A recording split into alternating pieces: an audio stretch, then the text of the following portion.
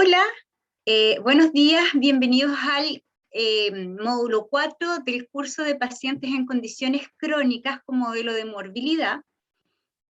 Lo primero que vamos a hacer es que les voy a compartir la presentación para que podamos empezar a revisar los contenidos.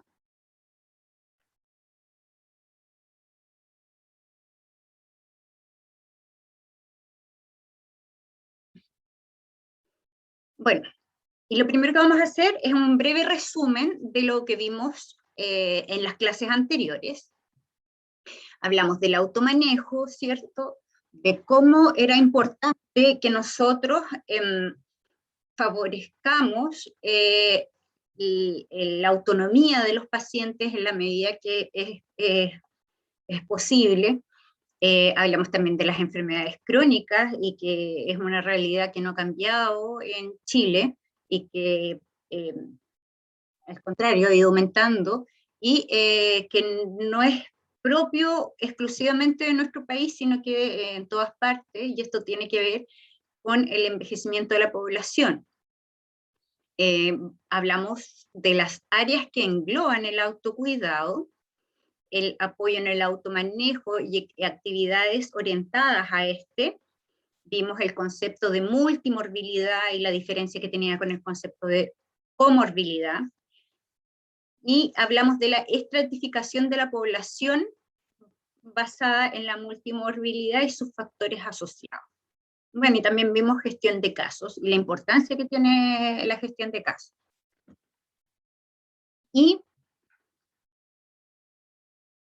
nos toca hoy día las funciones fundamentales en la gestión de casos. Y vamos a ver, ¿cierto?, la implementación del modelo en APS y en los hospitales comunitarios.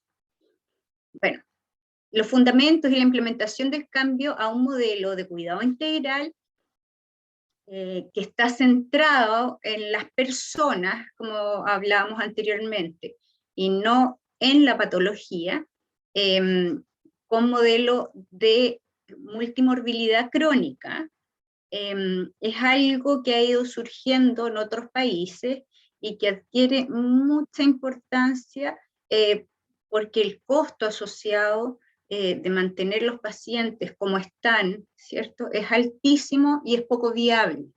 Entonces tenemos que buscar una forma de tratamiento que permita a los pacientes recuperar la sensación de salud y a la vez optimizar los recursos de salud en Chile.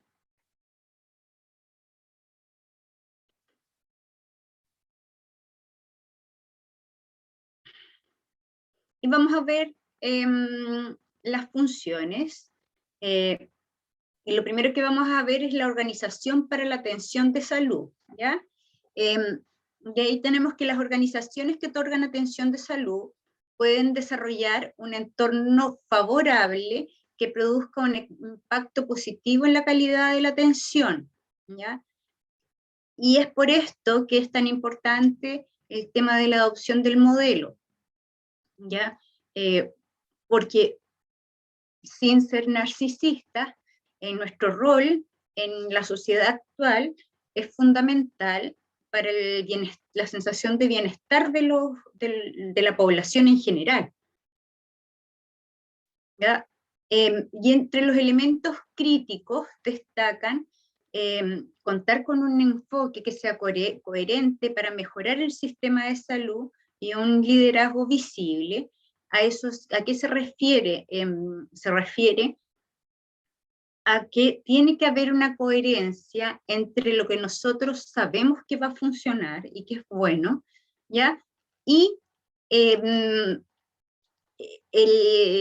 como liderazgo que se establezca en cada establecimiento, ¿ya? Tiene que ser un liderazgo democrático, como habíamos visto las clases anteriores, ¿ya?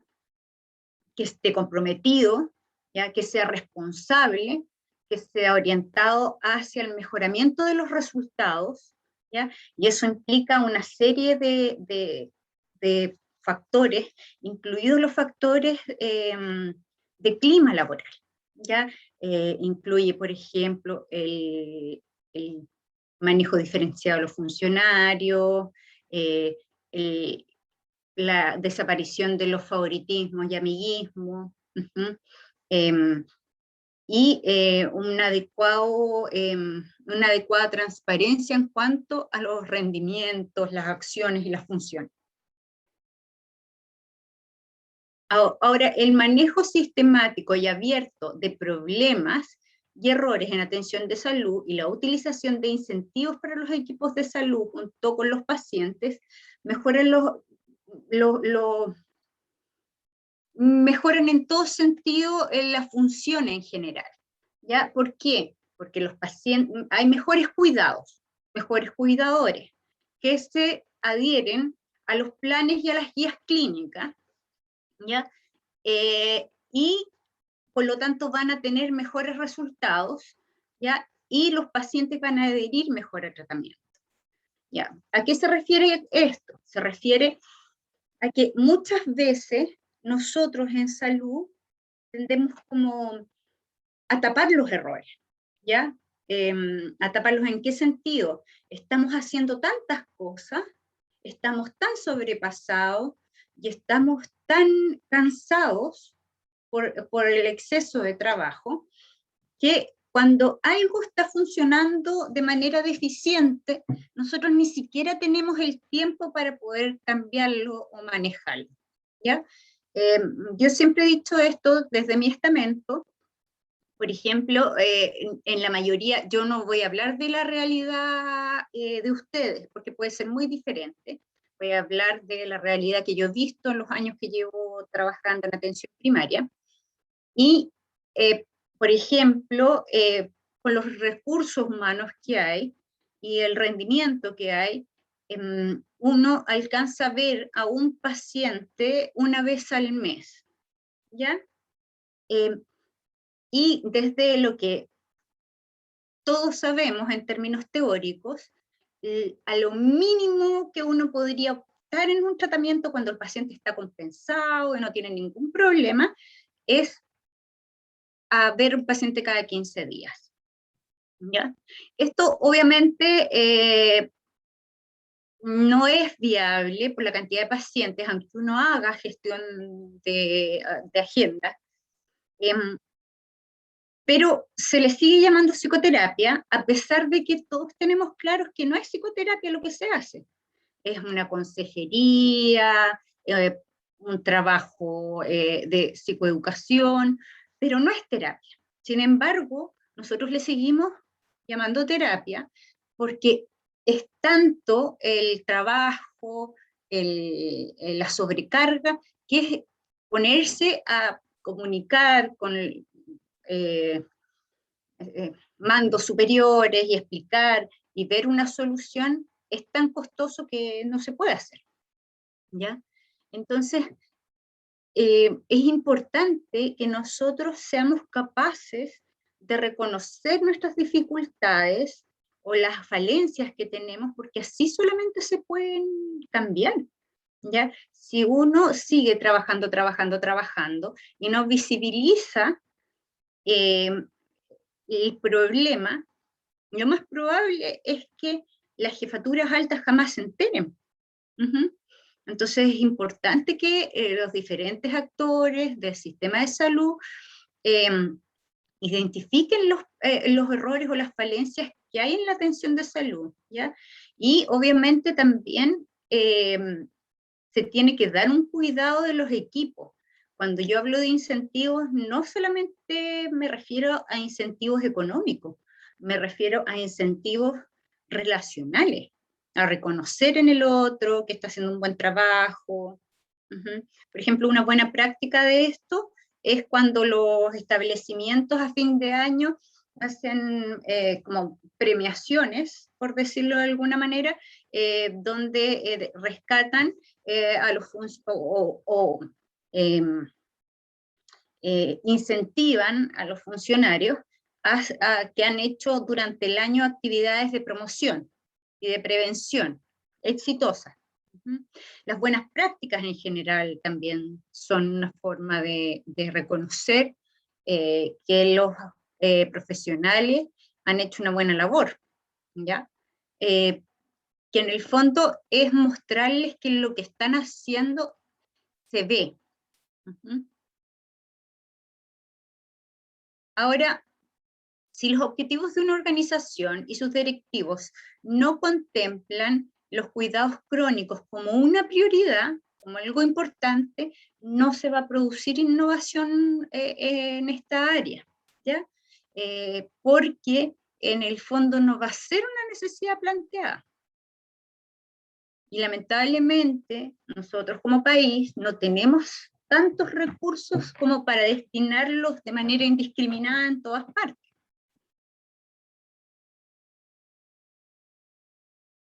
Ahora, si los gobiernos y compañías aseguradoras no recompensan, y no solamente económicamente, sino que no recompensan la calidad de los cuidados crónicos, las mejorías son difíciles de mantener. Y acá yo les pongo este ejemplo, no porque esté haciendo propaganda, ¿ya? Pero me pareció, vi el comercial en la televisión y me pareció bastante pertinente.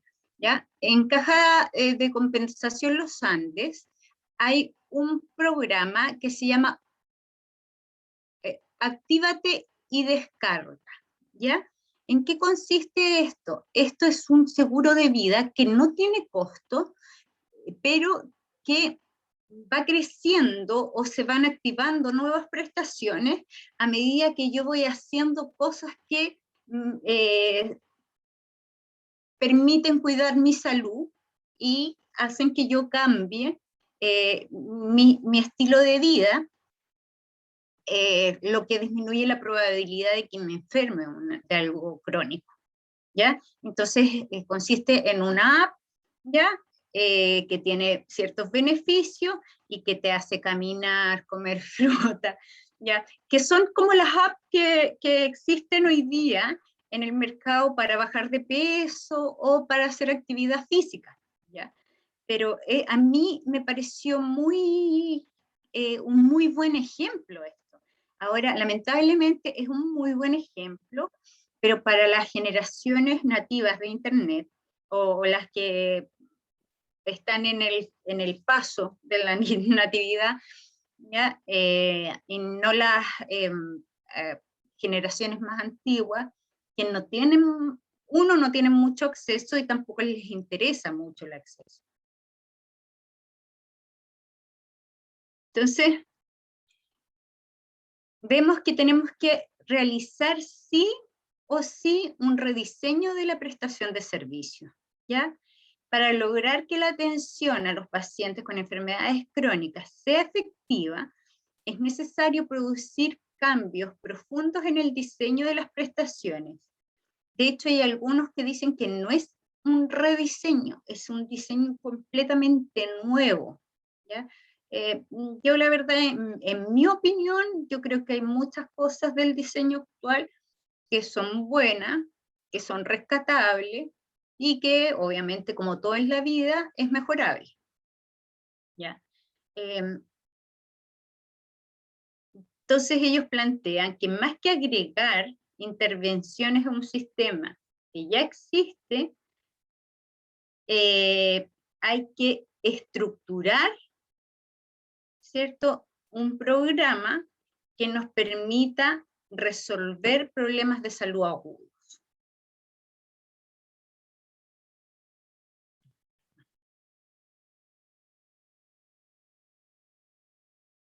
Entonces, para que esto suceda, se tiene que contar con profesionales de salud que estén convencidos para que entiendan que otorgar cuidados crónicos de calidad e implementar planes de cuidado donde estemos todos de acuerdo, paciente, establecimiento, modelo, ¿ya?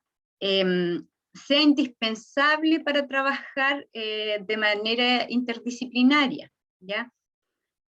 Si yo trabajo en algo y nos no sé o no tengo la certeza de que lo que estoy vendiendo, lo que estoy haciendo es lo correcto, nunca me voy a comprometer. ¿Ya? Yo pongo este ejemplo, a lo mejor es un ejemplo más complejo, ¿ya? Pero me parece muy práctico. Si yo vendo Herbalife, ¿ya? Yo tengo que estar súper convencido de que Herbalife es bueno. Y si ustedes se fijan, y ahí es como lo inadecuado, si uno va a hablar con un vendedor de Herbalife, ellos tienen la plena certeza de que te están ayudando con sus productos, ¿ya? Eh, Casi que te hacen un lavado de cerebro para que tú los consumas, porque ellos creen que es tan bueno que, que lo recomiendan y lo venden. Los vendedores es lo mismo. Si yo estoy trabajando en una venta de autos y yo estoy convencido que este auto es maravilloso, yo te lo ofrezco con la plena convicción de que tú también lo vas a encontrar maravilloso. Uh-huh. De esa misma manera, los profesionales de salud tienen que estar plenamente convencidos de que, o sensibilizados, ¿ya? Con respecto a las actividades que se tienen que hacer y lo importante que es el cambio, ¿ya? De esas formas van a estar como involucrados en las actividades que hacen. Y para lograr esto, un aspecto súper importante es es el modelaje que hacen los médicos, ¿ya? Los médicos en un momento, insisto, no en todos los servicios, pero en algunos pasa, que el médico es como visto como una isla dentro del sistema, donde el médico se le pone así una agenda con paciente, paciente, paciente, paciente, ¿ya? Y eso es lo que hace, ¿ya? Entonces tenemos que cambiar la visión médica y volverlos a integrar a nuestro sistema, de manera que ellos modelen a las futuras generaciones o a otros profesionales con respecto al tratamiento, con respecto a trabajar de manera integrada en un todo.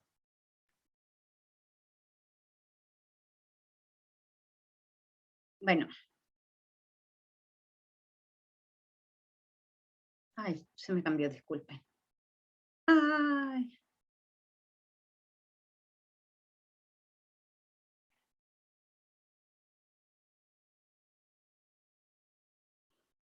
El reconocimiento y la valoración de creencias, formas de ver las cosas, eh, opiniones de los profesionales no médicos es algo fundamental, ¿ya? Uno tiene que llegar a un sistema y entender que la persona que es más adulta, que uno que tiene más años en el servicio, tiene que aportar su visión. Uno puede ser súper seco, tener miles de cursos, miles de formaciones, pero uno no ha estado 15, 20, 30 años en el sistema. En cambio, sí hay profesionales que lo han estado, nutricionistas, kinesiólogos, psicólogos, trabajadores sociales, que están insertos en la comunidad. Eso es fundamental, ¿ya? Para el cambio del modelo, ¿ya? Porque ellos pueden aportar información muy útil para poder diagnosticar las falencias que tenemos como sistema, ¿ya?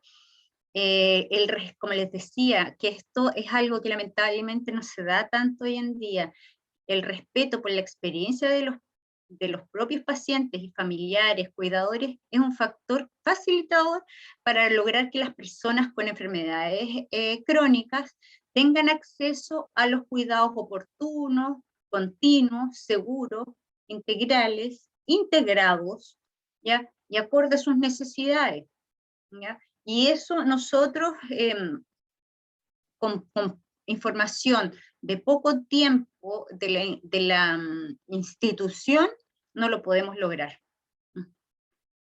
Por eso es tan importante integrar al equipo y motivarlo a que realice actividades, como incorporarlo. Ahora, ¿qué es el apoyo al automanejo?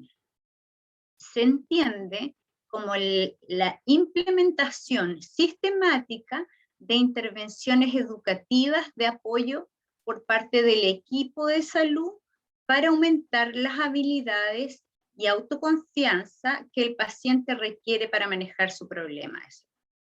En el fondo es enseñarle al paciente, ¿ya? Enseñarle cómo se tiene que cuidar, cuándo tiene que acudir o no a un servicio, que eso es súper importante, porque muchas veces nos quejamos de los pacientes policonsultantes, de los pacientes, perdón, de los pacientes crónicos que consultan por cosas como impensadas para nosotros, pero nunca nos hemos dado el tiempo de tomar a los policonsultantes y explicarles, mire, sabe que usted tiene que acudir a este centro en tales condiciones, a urgencia en tales condiciones.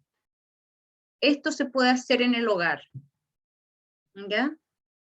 En la medida que nosotros educamos a la población responde. Si no la educamos, es imposible que ellos hagan lo que nosotros estamos pensando que hagan.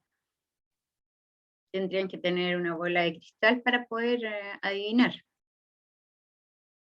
Y el éxito de estas intervenciones requiere de la colaboración entre los pacientes y el equipo de salud, ¿ya? Y esto fundamentalmente en atención primaria. O sea, en el fondo, los centros de atención primaria tienen que ser sí o sí un medio por el cual la comunidad logra como recuperar su nivel de bienestar, ¿ya? Entonces, va a requerir de la colaboración de los pacientes, del equipo de salud, y entre pacientes y equipo de salud tienen que definir y resolver los problemas. No podemos nosotros como equipo de salud ir a imponérselo, ¿ya? Las metas se fijan en conjunto, las prioridades se fijan en conjunto, ¿ya? Los planes de cuidado también se fijan en conjunto, porque yo no saco nada con dar indicaciones si no sé si el paciente es capaz de seguirlas o no, ¿ya? Y la capacidad de saber actuar frente a imprevistos también.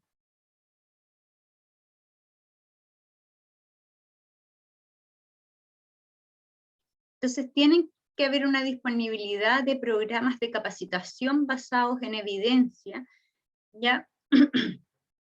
Y esto es clave para el desarrollo de conocimiento, ¿ya? Por eso es tan importante que los funcionarios se capaciten, ¿ya? Porque van a adquirir diferentes habilidades, diferentes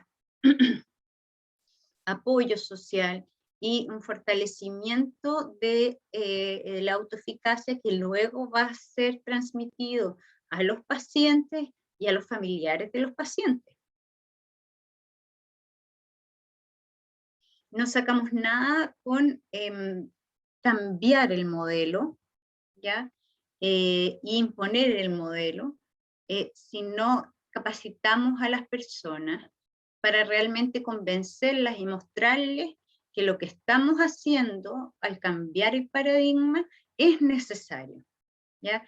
Y eso se hace con capacitación basada en evidencia de investigación, ¿ya? Como ha resultado en otros países. Ustedes la primera clase, me preguntaban, ¿ya? Si había otras partes donde donde se había visto el modelo y se había visto que funcionara. Y yo les conté, ¿cierto? Que bueno, acá en Chile es difícil poder verlo, porque estamos en pandemia, entonces no tenemos estudios longitudinales con cifras. pero en términos cualitativos podemos ver que en otros países, incluso países que tienen más semejanza con nosotros que los anglosajones, practican el modelo con muy buenos resultados. Bueno, otro aspecto muy importante es el apoyo a la toma de decisiones clínicas, ¿ya? Y este componente se refiere al apoyo que se otorga a los profesionales de salud para la toma de decisiones clínicas. Es imposible que un funcionario no se queme en términos de burnout si tiene que estar tomando decisiones solas de manera constante, ¿ya? Porque la culpa que va a sentir ese paciente en los procesos de priorización, en la toma de decisiones de la salud de una persona y la salud de otra, que es algo que se ha visto mucho en la pandemia, ¿cierto? A ver a quién le doy ventilador y a quién no, a quién priorizo y a quién no, ¿ya? Quema inevitablemente a los funcionarios, porque siempre uno está con la duda repetitiva de si lo hizo bien o si cometió algún error, y en este caso los errores tienen que ser compartidos desde el punto de vista moral, ¿ya? Porque las decisiones clínicas son muy difíciles, no se puede dejar que una persona cargue con esa responsabilidad. Aunque la persona tenga la responsabilidad funcional, la responsabilidad moral tiene que ser compartida. Y para eso es fundamental las supervisiones, ¿ya? El acompañamiento a los funcionarios una vez que se está empezando a implementar el modelo.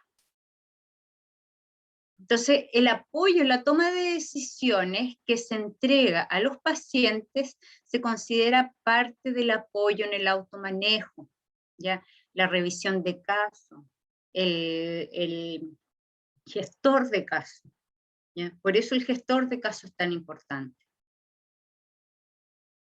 Y por eso es tan importante, son tan importantes los protocolos, ¿ya? No, es que a mí no me gustan los protocolos. Los protocolos dan un orden de lo que se debe y no se debe hacer, ¿ya? No todos tienen, uno siempre piensa que lo que uno sabe es conocido por todos. Y seguramente lo que yo hago, mi profesión, no es conocida por el médico y no tiene por qué serla, o por la matrona. Entonces, por eso es importante los protocolos y que los protocolos sean entendidos por todos los funcionarios. Los programas que son efectivos en atención de personas con enfermedades crónicas operan con guías clínicas que tenemos que estudiar y leer, ¿ya? Y protocolos que están basados en la evidencia y integrados en la práctica clínica cotidiana. Tenemos que ocupar el protocolo como un instrumento de consulta para saber si lo que estamos haciendo realmente es lo que se debe hacer.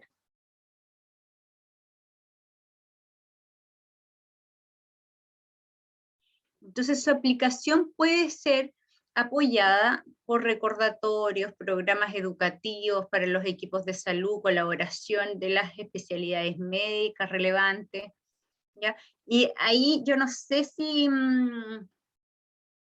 ustedes ocupan sistema de registro electrónico, pero donde se ocupan hay algunos programas, exact no tanto, pero Rayen antiguamente lo hacía, que salían alertas, ¿ya? Por ejemplo, alerta de los GES, y en qué fase iba el paciente tratándose. Entonces recordabas a todos los funcionarios que esto era algo principal en el caso de ese paciente, ¿ya? Los programas educativos de todo tipo.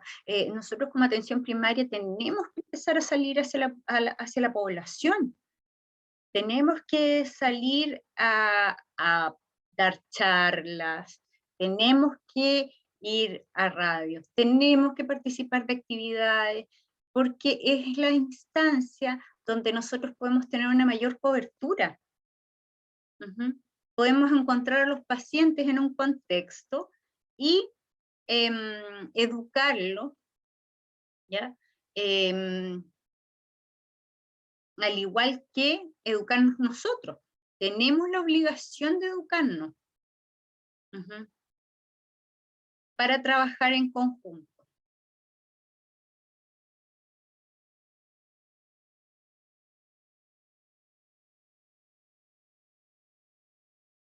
Entonces aquí tenemos que el fortalecimiento de los sistemas de información clínica tienen como centro la información. Ujú. Entonces la implementación del MAC requiere de un sistema de información que permita organizar los datos clínicos del paciente. Y es súper práctico porque en la medida que hay un sistema de comunicación donde el psiquiatra de atención secundaria ve lo que hace el psicólogo de atención primaria, se pueden complementar las atenciones, ¿ya?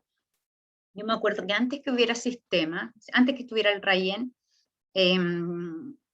de repente, por ejemplo, el paciente estaba tratado, ¿ya? Y estaba con, no sé, estabilizadores del ánimo porque tiene un trastorno bipolar, ¿ya? Y llegaba a urgencia accidentado y le ponían un depresor del sistema nervioso.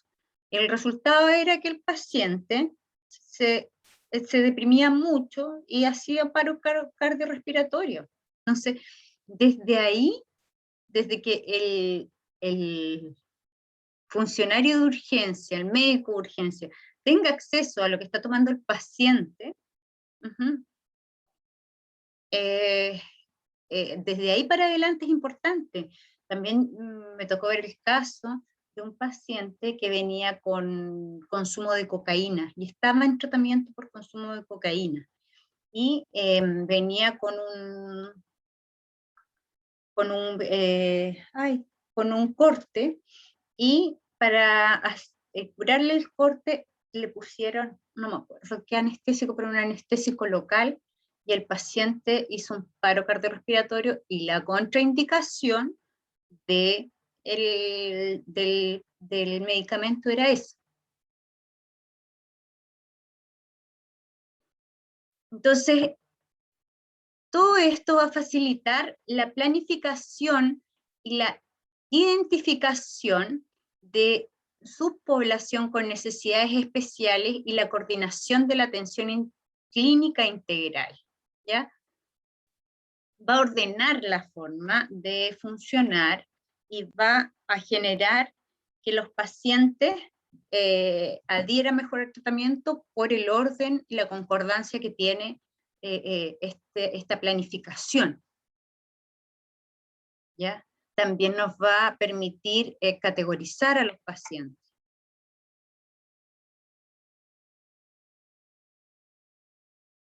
Y aquí está lo que les decía. El sistema de información clínica puede generar recordatorios oportunos a pacientes y personal de salud, lo que contribuye a la atención eficiente y efectiva.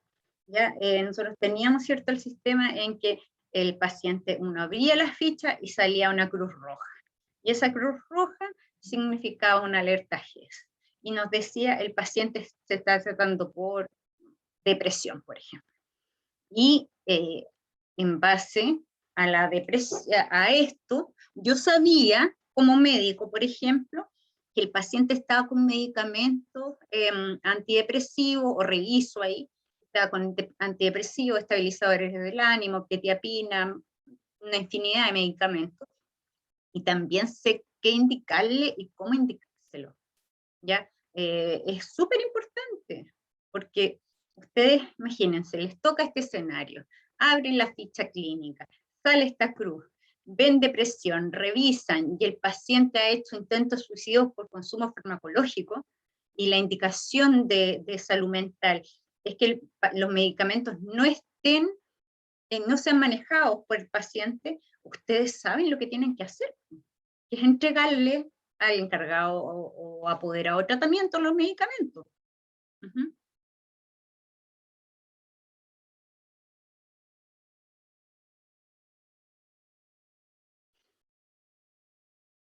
Bueno, y los vínculos con la comunidad. Los vínculos con las organizaciones u otros recursos comunitarios fortalecen la efectividad de la atención de salud para las personas con enfermedades crónicas. ¿Por qué? Porque como habíamos hablado, el paciente no es ermitaño ni de solo. El paciente está inserto en un país con un sistema educacional, con un sistema legal, con una escuela donde van sus hijos, un centro de salud donde se atiende la familia, ¿ya? Y una población con ciertas características, donde prende la televisión y ve ciertas cosas. Entonces, el paciente es todo eso. La forma que tiene el paciente de ver la vida es esa. Por lo tanto, no podemos hacer intervenciones que sean iguales, que sean como organizadas de la misma manera, porque las necesidades son diferentes. No podemos tratar de la misma manera a un paciente de Iquique que a un paciente de Chiloé, porque tienen una cosmovisión diferente, ¿ya? Y dentro de esa cosmovisión es importante considerar los vínculos organizacionales, ¿ya? Que atención primaria y atención secundaria estén bien conectados, estén bien coordinados, que los municipios estén bien coordinados con los centros de salud, que los centros de salud estén coordinados ya con los establecimientos educativos. Es la única forma de poder hacer una atención integral y es lo que ha demostrado ser eficiente en el tratamiento con pacientes con diagnósticos de enfermedades crónicas.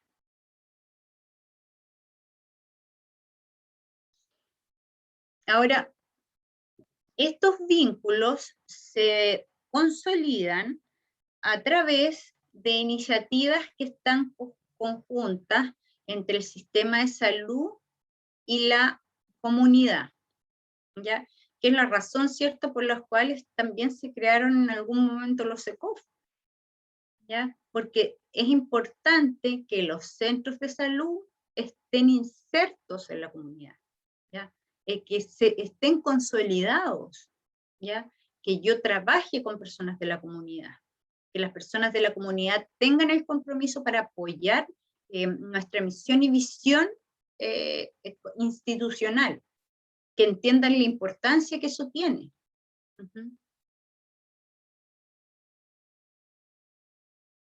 Ahora, por desgracia, el desconocimiento, la falta de conocimiento por parte de los funcionarios y los servicios de salud hacia los recursos comunitarios impiden que el paciente obtenga los beneficios de estas alianzas, ¿ya? Y hay muchas buenas prácticas para poder como, hacer esta consolidación con la comunidad.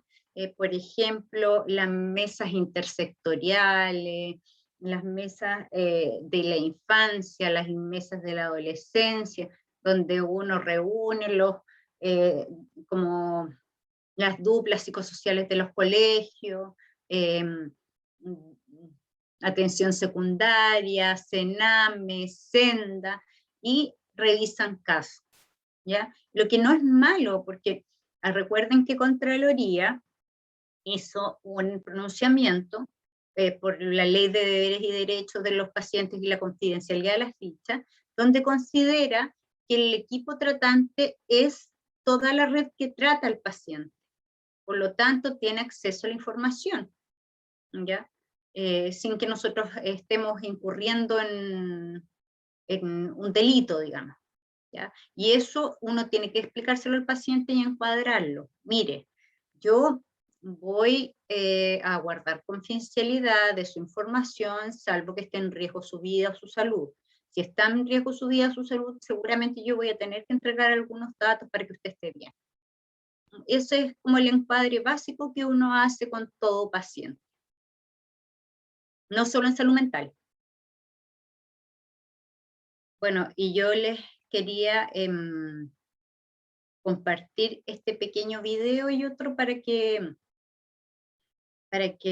pudiéramos como empaparnos del conocimiento.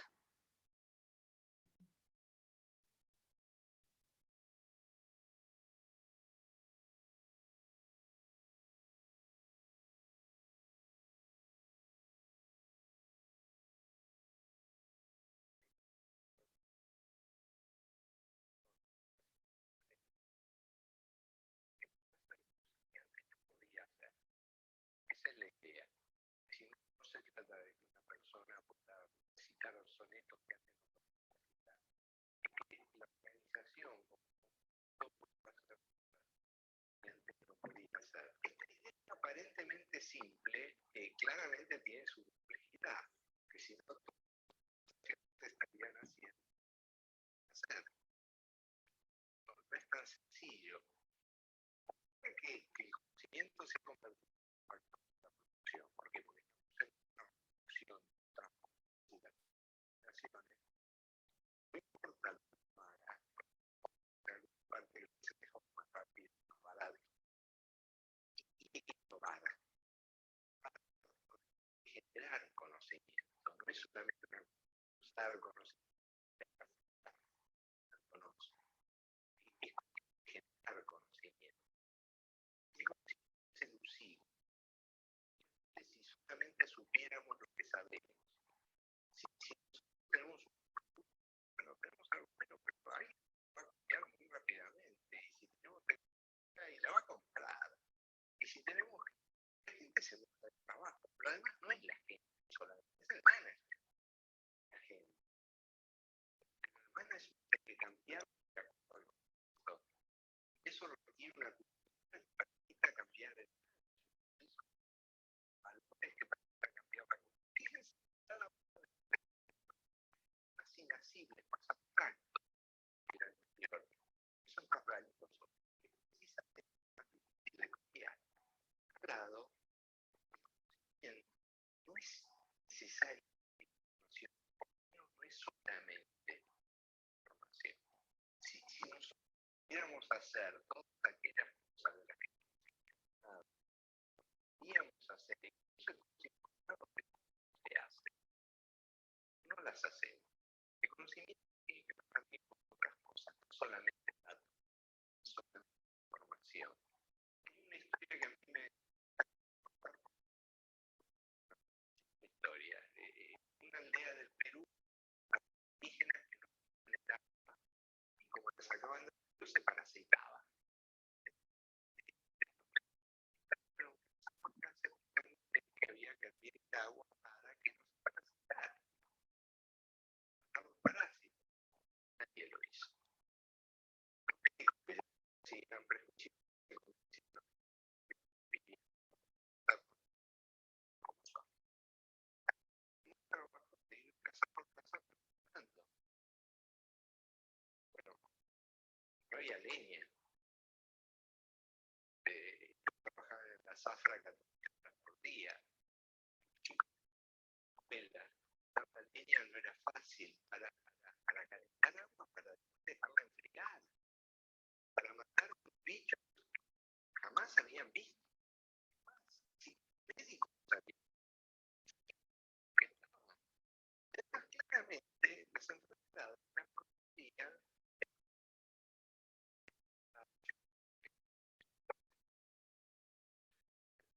Entonces, fíjense que era tan racional y tan inteligente que había nadie hace cosas y hizo una calidad. Si ellos hacen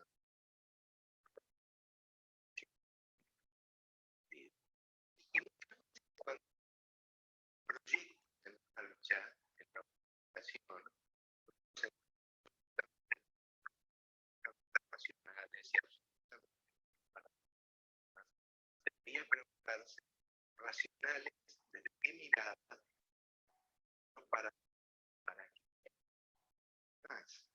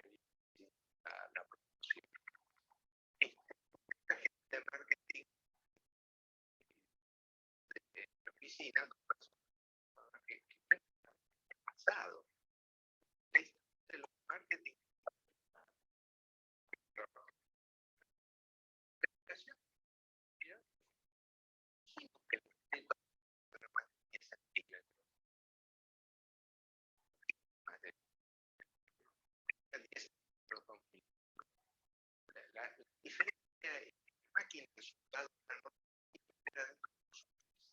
Y en 300.000 hombres llegó a ser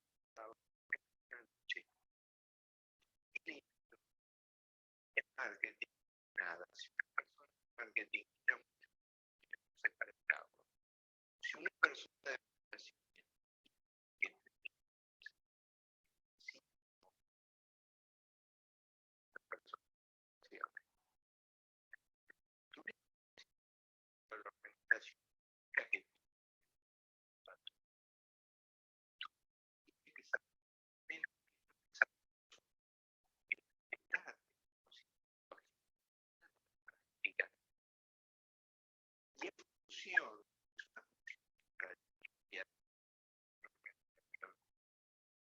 tiene que sabe cada organización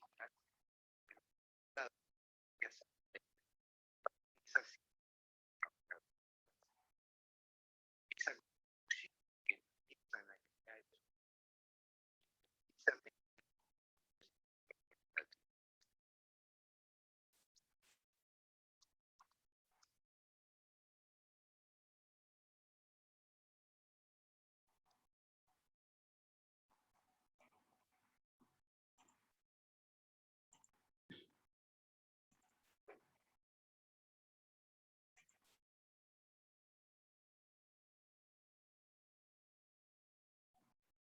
Ah, no se puede abrir el último video.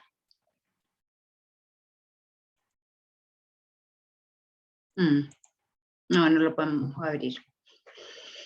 Pero en el fondo, era un ejemplo, ¿ya? Para que les quedara más claro, pero era un ejemplo de lo que dice, ¿cierto?, el facultativo del video anterior. En el fondo, no es necesario que nosotros compartamos las mismas opiniones, ¿ya? Lo importante es que tengamos respeto por el accionar del otro, que tengamos la claridad para respetar el punto de vista del otro, ¿ya? Entonces, desde ahí es muy importante que nosotros estemos conscientes de que nuestra organización tiene que ser una organización que aprenda, o sea, una organización que nace, se desarrolla, y tener conciencia de que también puede morir. Y ese morir es no adaptarse a las condiciones que en que están insertos. Yo siempre he dicho que los funcionarios, el sistema o el servicio no se tiene que adaptar a nosotros. Nosotros nos tenemos que adaptar al sistema, ¿ya? Porque el sistema no va a avanzar o no va a aprender o no va a ser resiliente en la medida de que hayan oposiciones. Y si hay oposiciones, ya fundadas, importantes, es necesario que se trabaje en esa resistencia. Que no se expulse al objeto extraño, sino que se eduque, se entienda. Entender